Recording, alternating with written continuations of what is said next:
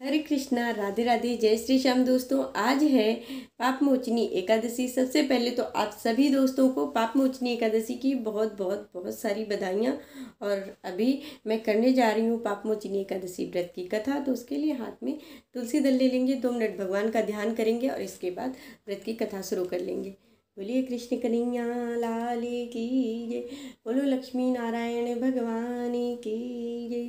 श्रीमन नारायण नारायण नारायण, लक्ष्मी नारायण नारायण नारायण, श्रीमन नारायण नारायण नारायण, भजमन नारायण नारायण नारायण, बोलो लक्ष्मी नारायण भगवान की जय।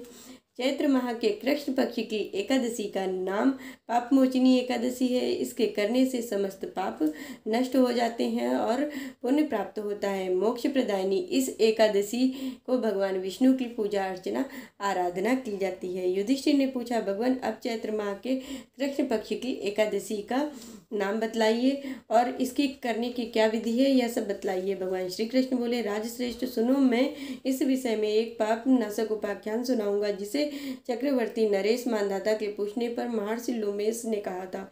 मानधाता बोले, भगवान, मैं लोगों के हित की इच्छा से यह सुनना चाहता हूँ कि चैत्र माह के कृष्ण पक्ष की एकादशी का क्या नाम है, इसकी विधि क्या है, इसके करने से किस फल की प्राप्ति होती है, कृपया यह सब बतलाइए। श्री कृष्ण बोले, राजन, हे राजन, लोमेश ऋषि ने उत्तर दिया, चैत्र माह के कृष्ण पक्ष की एकादशी का नाम पापमोचिनी एकादशी है।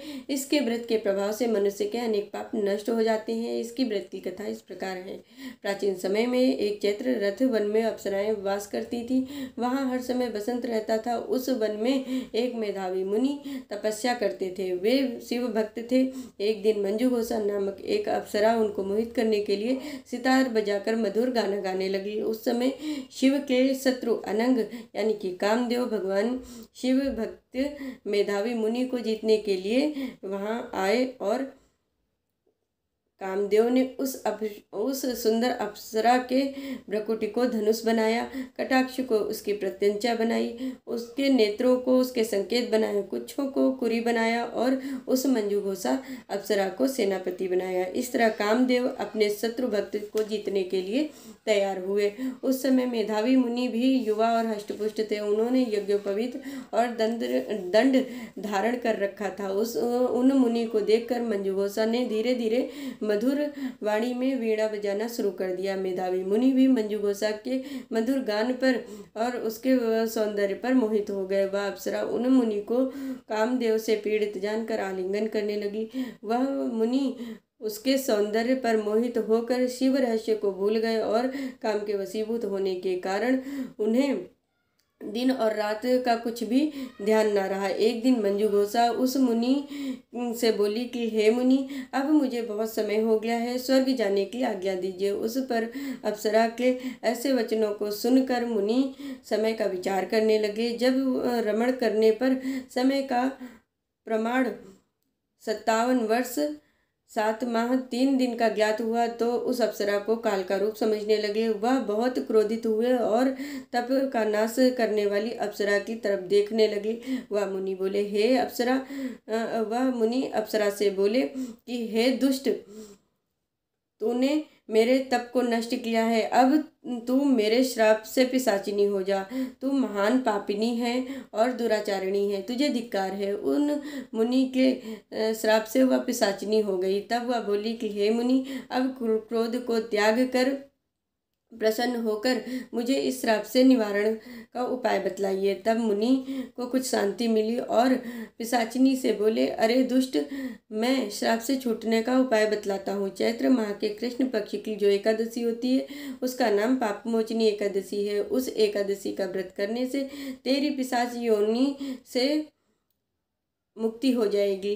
इस प्रकार मुनि ने उसको समस्त विधि आदि बतला दी और अपने पिता च्यवन ऋषि के पास गए। च्यवन ऋषि अपने पुत्र को देखकर बोले, पुत्र तूने यह क्या किया है, तेरे समस्त तप नष्ट हो गए हैं। मेधावी बोले, पिताजी मैंने बहुत बड़ा पाप किया है, अब इससे छुटकारा पाने का मुझे कोई उपाय बतलाइए। च्यवन ऋषि बोले, हे पुत्र तुम चैत्र माह के कृष्ण पक्ष की पाप मोचनी एकादशी का व्रत विधि पूर्वक और भक्ति पूर्वक करो।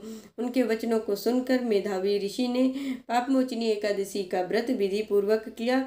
उसके व्रत के प्रभाव से समस्त पाप नष्ट हो गए। मंजुगोसा अप्सरा भी पाप मोचनी एकादशी व्रत के प्रभाव से पिशाच योनि को त्याग कर और सुंदर रूप धारण करके स्वर्ग को चली गई। लोमेश बोले, हे राजन, इस पाप मोचनी एकादशी के व्रत के प्रभाव से सभी पाप नष्ट हो जाते हैं। इस एकादशी का व्रत करने से तथा इसकी व्रत की कथा श्रवण करने से, पढ़ने से 1000 गौ दान का फल प्राप्त होता है। इस व्रत के करने से ब्रह्म हत्या करने वाले जैसे पाप नष्ट हो जाते हैं और अंत में स्वर्ग की प्राप्ति होती है। बोलिए कृष्ण कन्हैया लाल की जय।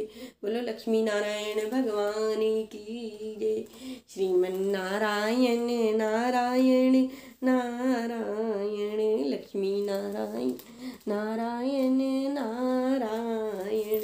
बोलो लक्ष्मी नारायण भगवान की जय। तो मैंने आप सभी को आज पाप मोचनी एकादशी व्रत की कथा सुनाई है। आई होप आप सभी को आज की वीडियो अच्छी लगी होगी।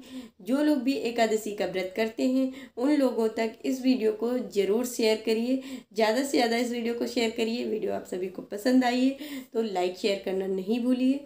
चलिए मिलती हूँ आप सभी से नेक्स्ट वीडियो में, तब तक के लिए जय श्री राधे, जय श्री कृष्ण।